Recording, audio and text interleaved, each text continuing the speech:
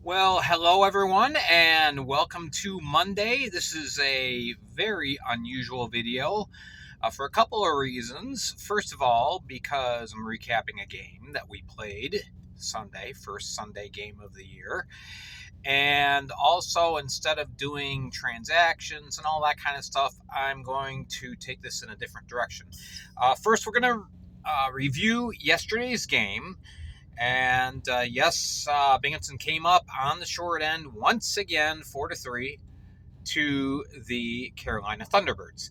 Uh, it was Jeremy Forget, excuse me, and Boris Babic in goal. Babic, of course, replacing the suspended Mario Cavalier, and of course, out on suspension were Coachman and Walters for the Black Bears. Okay, so first period, Daniel Martin scores very early, 2:04. Shortly thereafter, Chad Lopez sent off for a perfectly clean hip check, which is called clipping. Newsflash to the FPHL officials, that is an NFL call, not a hockey call. But anyway, Binghamton killed off the penalty, so no harm, no foul. Kyle Powell got his second of the year from Yates and Everett Thompson, his first point as a Black Bear since being acquired from Motor City. That's 14-15, 15-36. Pringle flings in a puck from the corner. It ricochets off of Olivieri. Just a total freak thing. It wasn't Olivieri's bad or anything like that, but it was 2-1 after one period. 4 seconds into a power play, Tyson Kirkby wins a faceoff back to Yarwood, over to Schultz. He risked his 8th of the year home, so now we're tied at 2. And then we had the telling moment of the game. Gavin Yates went high on a hit to Gravenikov, got 2 minutes for elbowing. Kirkby gets an additional 2 for abuse of officials. So Stuka scores on the 5-on-3 at 11:01. And then the tables turn. Carolina now has 2 in the box, and Olivieri redeems himself from the carom earlier and gets his third of the year from Kirkby and Yarwood. That's at 14:44. And then later, Carolina scored. Actually, I'm missing a goal somewhere between Pastuka's goal and Olivieri's goal. There was another goal by Carolina, so it's 4-3. Carolina after 2. In the last 9 minutes of that second period, Binghamton outshot Carolina 10-3. It really got invigorated, and I'm going to talk a little bit about that as far as a theory I have as far as partially why they got invigorated. Okay, we get to the third period, and Binghamton is given 5 power play opportunities throughout the period, including a 5-on-3, just couldn't bang one home. So the score ends up 4-3 as a final. Shots on goal end up 40-36 Binghamton. So in all 3 games, Binghamton outshot Carolina. Lost each game 4-3. So Forget gets his first loss, making 32 saves out of 36 chances. And so now it's time to regroup. Yeah, we got swept this weekend. Not exactly swept. We did get the overtime loss. So we picked up the 1 point out of a possible 9. So in the standings right now, Danbury stands at 88 points. Binghamton is 79. So it's a gap of 9 points with 16 to play. That is not an insurmountable distance. Will we catch Danbury? Iffy, but we can. So I just want to put that out there. Anyway, Watertown 48 points. So there's a 21 point cushion, 31 point, between Binghamton and Watertown. Elmira comes in at 40 points, and then Delaware at 14. So Wednesday, of course, at 8:05, we are traveling down to Biloxi, Mississippi to take on the Seawolves. And that will be, again, an 8:05 draw. You can either listen on the radio, 1430 Fox Sports, or tune into the Mississippi YouTube channel, which the play-by-play calling is pretty good. The camera angles are a little strange. If you haven't watched a Seawolves game yet this year, it's unique. It's kind of different. Instead of the cameras being high up near center ice, it's set off to the side, more like halfway into the one zone, the zone that they defend 2 out of 3 periods. So it's a little strange, but anyway. So there's that game on Wednesday. That will draw us even in games played with Danbury. And then Friday and Saturday, we're taking on the Columbus River Dragons in Columbus, Georgia, 7:30 each night. So with the games going on this weekend, I'm going to do my Spotify midweek report on Wednesday afternoon as opposed to Thursday afternoon. And then we'll try to catch you up with things on video the other days.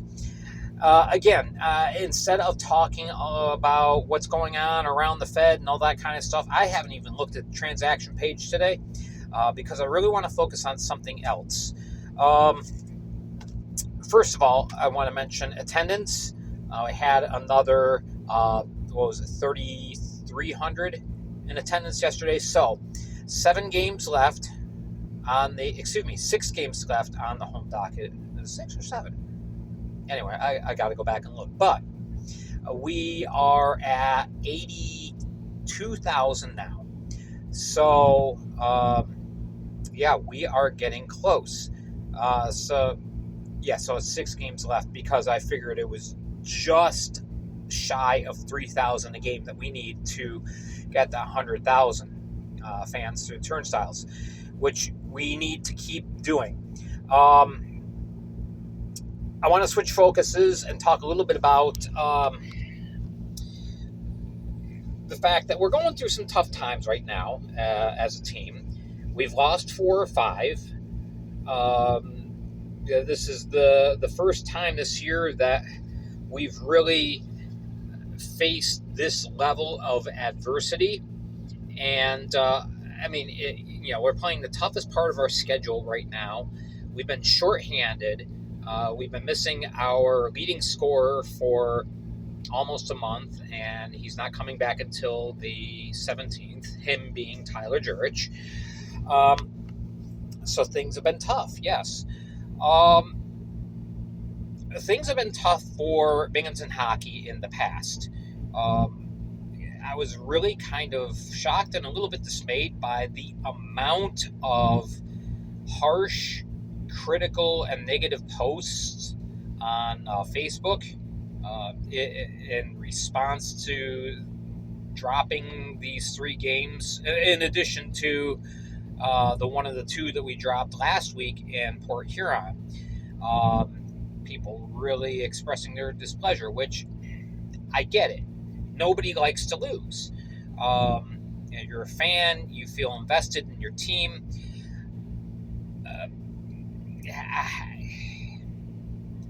Do we have a right to say whatever? Well, we have a right to free speech, etc.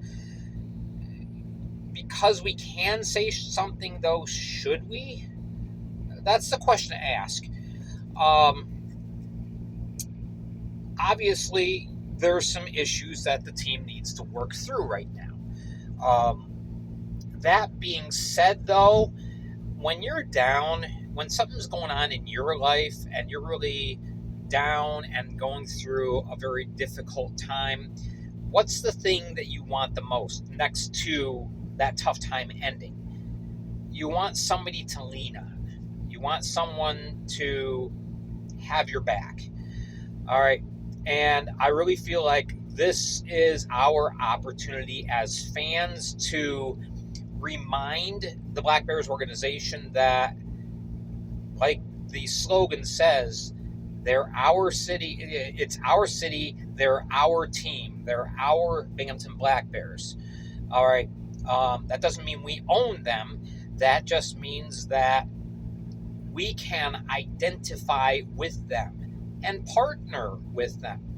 The reason why there's something called home ice or home field advantage in sports is because the fans are offering their support and they're backing the team, and that's what makes the environment hard for the visiting team to play in.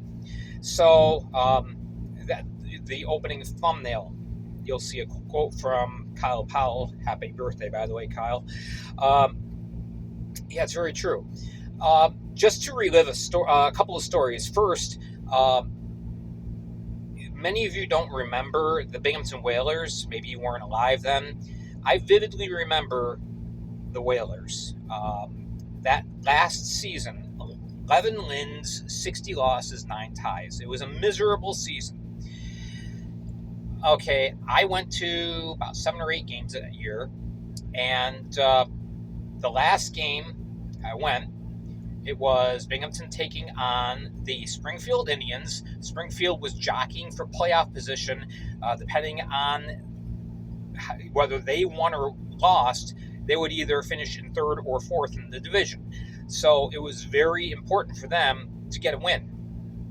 So everyone knew in the arena that this was the last game that the Binghamton Whalers were playing. There was about 3,300 of us there. I think it was 3,380 was attendance. And the intros are done, the anthem sung, and the teams skate out for the opening face-off. We all stood up and cheered, and it was the loudest that building had been all season. And the team fed off the energy, and every time the team would come out at the beginning of the second period, or the beginning of the third period, we stood up and cheered. We went nuts. The team responded by beating Springfield 3-2, and it was really, really sweet. Here was a seriously undermanned team. Team that had only won 10 games all year going into that final game, and they pulled it out. And man, was it sweet. And that was because we gave them our support and our backing. Having said that, okay, I was inspired by something I saw in yesterday's game. A fan over in section 26 had a big sign plastered to the boards that said, "I still believe in you." And the team saw that. During one of the timeouts in the second period, the entire team saw that. I believe it was Kyle Powell who tapped the other guys and pointed over that corner, looked over at that sign, and they responded. Yesterday was the best of the 3 games that they played. We came up short, but they played with energy. So, that support is key. So, having said that, I want to make March 18th, the first home game back against Elmira, and everybody's a booster day. Okay, I want to encourage you to make signs, make banners, bring flags, do everything you can to boost these guys and let them know that we still have your backs. We're still with you. We still support you. We still love you. You're our guys. You're our team. Okay, let's do that. Have a green out. It's the day after St. Patrick's Day anyway, so everybody wear green, whether you're wearing a team jersey or just something green. Let us just knock it out of the park. Let the guys know we support you. We appreciate you. Thank you for playing your hearts out for us and for yourselves, and really show them that we support them. I'm going to plug this from here on until then. Let's make March 18th everybody's a booster night. All right, so that will be March 18th, Saturday, against Elmira. And in the meantime, that's all the time I have. So I'm Gary Ryan. Thank you so much for watching. Hit like, subscribe, etc., etc., etc. And remember, No matter what, the Black Bears are our city, our team, our Binghamton Black Bears.